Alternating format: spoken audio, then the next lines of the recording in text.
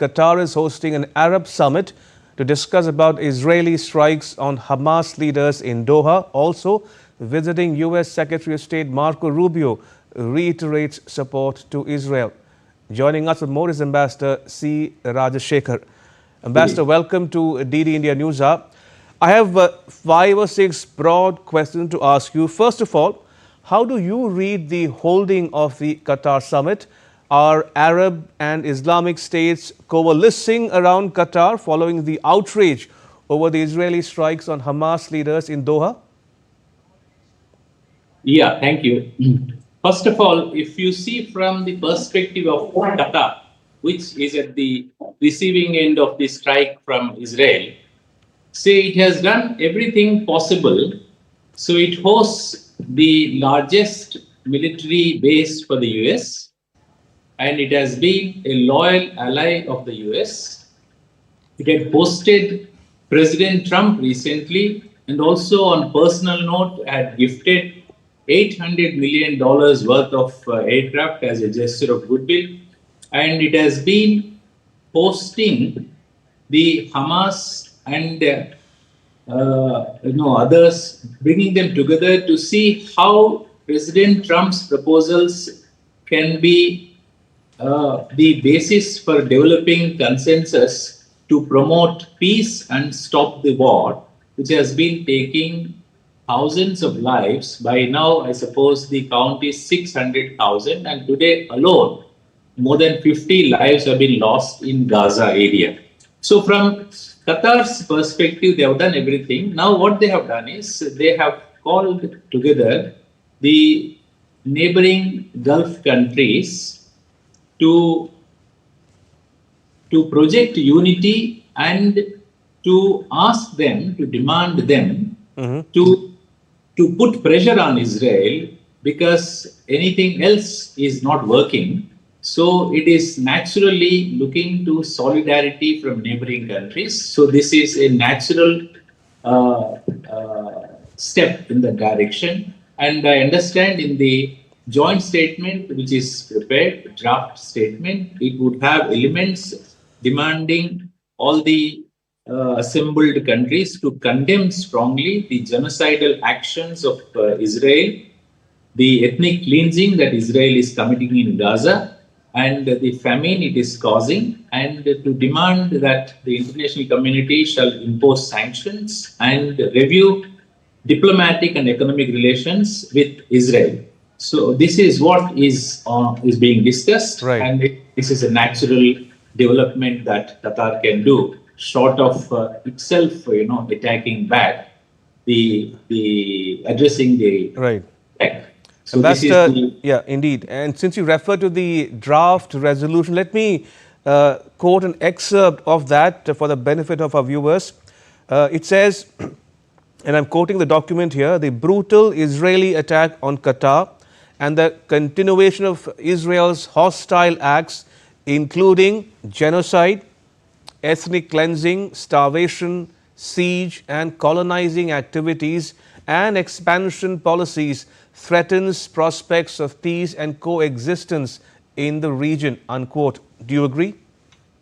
Yeah, this is the natural signal that we get, because even after this, the statement that comes out from Israel is that Israel holds the right to defend itself going beyond its own borders. That means it's not saying that if there is any attack on Israel, it will, but it will go about chasing, targeting Hamas wherever it is. Of course, Hamas has been accepted as a terrorist organization, and nobody says that, the Israeli hostages should not be released. They should be released forthwith, immediately, yesterday.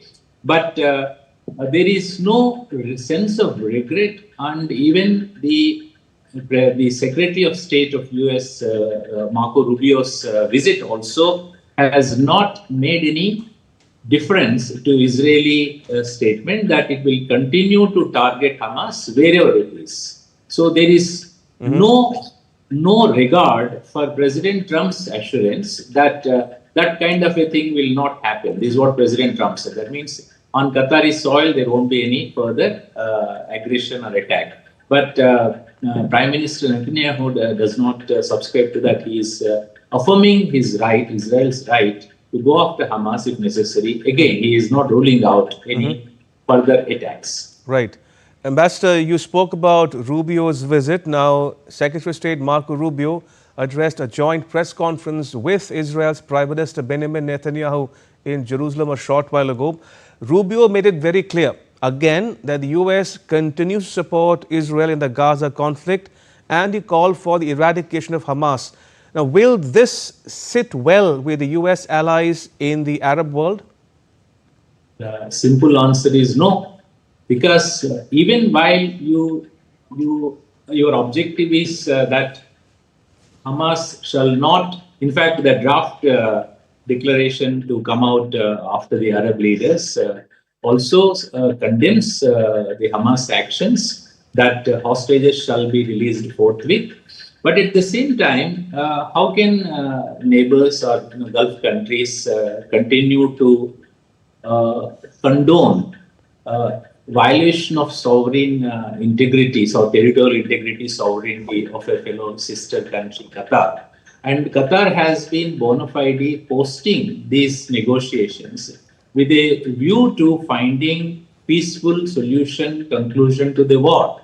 So it is a natural thing, and neighboring countries, Gulf countries, cannot agree with that beyond the borders of Israel, it shall continue to chase, target, prosecute Hamas. I think that will not be acceptable in international law.